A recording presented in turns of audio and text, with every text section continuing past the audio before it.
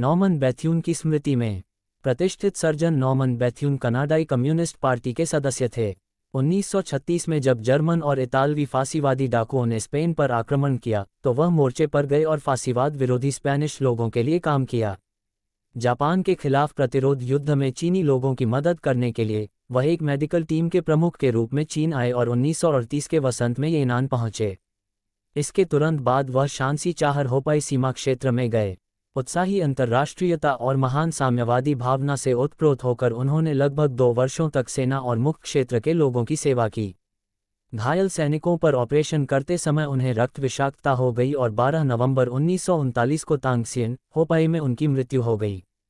Comrade Norman Bethune, Canada की communist party के सदस्य, लगभग 50 वर्ष के थे जब उन्हें कनाडा और संयुक्त राज्य अमेरिका की कम्युनिस्ट पार्टियों द्वारा चीन भेजा गया था। उन्होंने जापान के खिलाफ हमारे प्रतिरोध युद्ध में हमारी मदद करने के लिए हजारों मील की यात्रा करने पर प्रकाश डाला।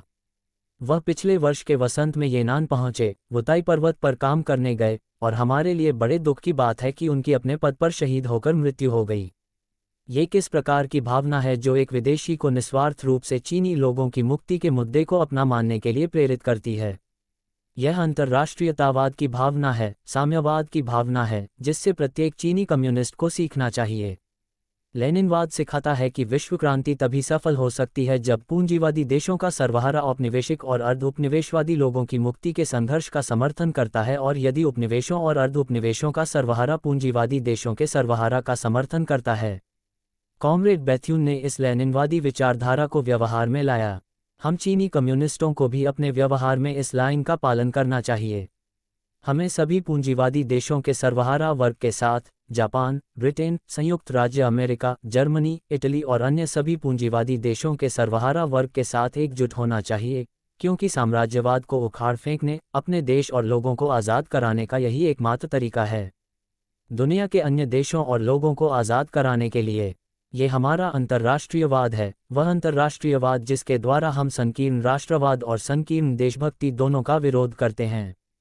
कॉमरेड बेथ्यून की भावना, स्वयं के बारे में सोचे बिना दूसरों के प्रति उनकी पूर्ण भक्ति, उनके काम में जिम्मेदारी की महान भावना और सभी साथियों और लोगों के प्रति उनकी महान गर्मजोशी में दिखाई गई थी। हर कम्युनिस्ट को उनसे सीखना चाहिए। ऐसे कुछ लोग नहीं हैं जो अपने काम में गैर जिम्मेदार हैं, हल्के को प्राथमिकता देते हैं और भारी काम से बचते हैं, बोझिल काम दूसरों पर डाल देते हैं और अपने लिए आसान काम चुनते हैं। वे हर मोड़ पर दूसरों से पहले अपने बारे में सोचते हैं। जब वे कोई छोटा सा योगदान करते हैं तो वे गर्व से फूल जाते हैं और इस डर से इसका बखान करते हैं कि दूसरों को पता नहीं चलेगा।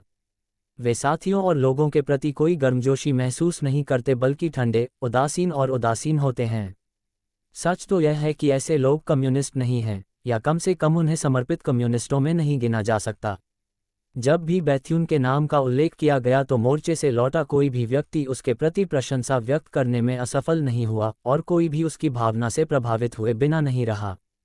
शांसी चाहर होपाई सीमा क्षेत्र में कोई भी सैनिक या नागरिक अछूता नहीं था जिसका डॉक्टर बेथ्यून ने इलाज किया हो या उसने देखा हो कि वह कैसे काम करते थे। प्रत्येक कम्युनिस्ट को कॉमरेड बेथ्यून से ये सच्ची कम्युनिस्ट भावना सीखनी चाहिए। कॉमरेड बेथ्यून एक डॉक्टर थे, उपचार की कला उनका पेशा था और वह लगातार अपने कौशल में सुधार कर रहे थे, जो 8वीं रूट सेना की चिकित्सा सेवा में बहुत उच्च स्थान पर था। उनका उदाहरण उन लोगों के लिए एक उत्कृष्ट सबक है जो कुछ अलग देखते ही अपना काम बदलना चाहते हैं, और उन लोगों के लिए जो तकनीकी काम को बिना परिणाम के या बिना भविष्य के आशाजनक मानकर घृणा करते हैं। कॉमरेड बेथ्यून और मैं केवल एक बार मिले। बाद में उन्होंने मुझे कई पत्र लिखे, लेकिन मैं व्यस्त था और मैंने उसे केवल एक पत्र लिखा और यह भी नहीं पता कि उसे कभी वह पत्र मिला या नहीं। उनके निधन पर मुझे गहरा दुख हुआ है। अब हम सभी उन्हें याद कर रहे हैं, जिससे पता चलता है कि उनकी भावना हर किसी को कितनी गहराई से प्रेरित करती है। हम सभी को उनसे पूर्ण निस्वार्थता की भावना सीखनी चाहिए। इसी भावना से हर कोई लोगों के लिए बहुत उपयोगी हो सकता है। किसी व्यक्ति की क्षमता बड़ी या छोटी हो सकती है, लेकिन अगर उसमें ये भावना है तो वह पहले से ही नेक दिमाग वाला और शुद्ध है, नैतिक निष्ठा वाला और अश्लील हितों से ऊपर है, एक ऐसा व्यक्ति है जो लोगों के लिए मूल्यवान है।